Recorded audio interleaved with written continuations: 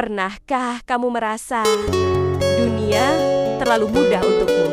Harta, kekuasaan, popularitas, semuanya bisa kamu miliki dalam sekejap. Tapi justru karena itu, kamu mulai bertanya-tanya, masih adakah yang mencintaiku? Karena aku, itulah yang dirasakan Arga Mahendra, putra tunggal dari keluarga konglomerat pemilik jaringan rumah sakit, perusahaan tambang, hingga bisnis properti lintas negara. Wajahnya tampan, sopan, cerdas, dan kaya raya.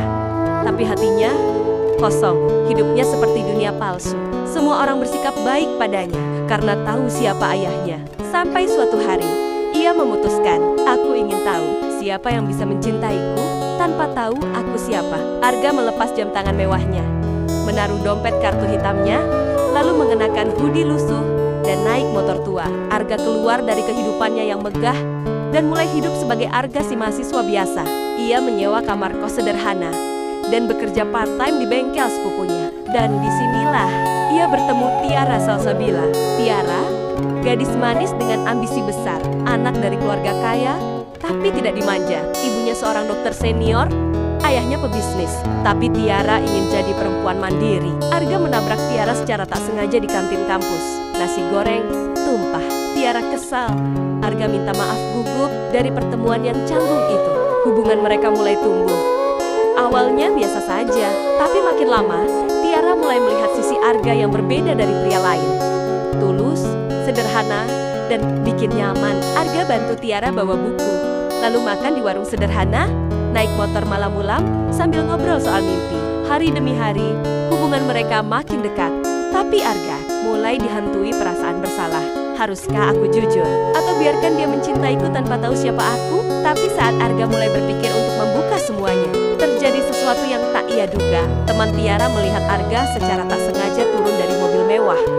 Mulai curiga, desas-desus menyebar. Tiara mulai bertanya-tanya. Ia melihat perbedaan antara Arga si sederhana dan Arga yang tiba-tiba terlihat sedang bicara dengan sopir pribadi di parkiran hotel. Suatu malam, Tiara mengikuti Arga secara diam-diam, dan saat itulah semuanya terbongkar. Arga masuk ke ballroom hotel mewah, mengenakan jas, disambut para petinggi perusahaan. Tiara berdiri di balik tiang, shock, matanya mulai berkaca-kaca. Tiara tidak langsung marah, tapi hatinya hancur. Ia merasa dibohongi, diperdaya. Arga mengejar Tiara, mencoba menjelaskan, Arga, aku hanya ingin tahu, kalau kamu benar-benar mencintaiku bukan karena nama keluargaku, Tiara. Lalu, bagaimana kalau aku yang menyamar, Gah? Kamu gak percaya dari awal? Kamu takut padaku? Tiara pergi tanpa menoleh, dan Arga hanya bisa menatap kepergiannya. Hari-hari berikutnya, dunia Arga kembali seperti semula. Ia bisa pergi ke restoran mahal, menginap di hotel bintang 5, tapi tak ada lagi tawa kecil Tiara.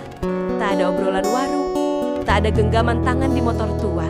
Arga duduk sendiri di kamar, membuka chat lama mereka, membaca ulang semua pesan Tiara.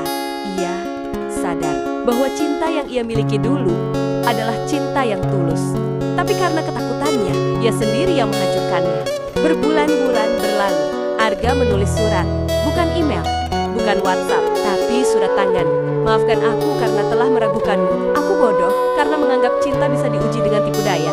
Dan jika suatu saat kamu bersedia, aku akan menunggumu di tempat pertama kita bertemu. Ia menyelipkan kalung kecil, hadiah pertama untuk Tiara. Tiara menerima surat, membacanya berkali-kali, air matanya mengalir. Dia tersenyum samar dan pergi ke taman tempat pertama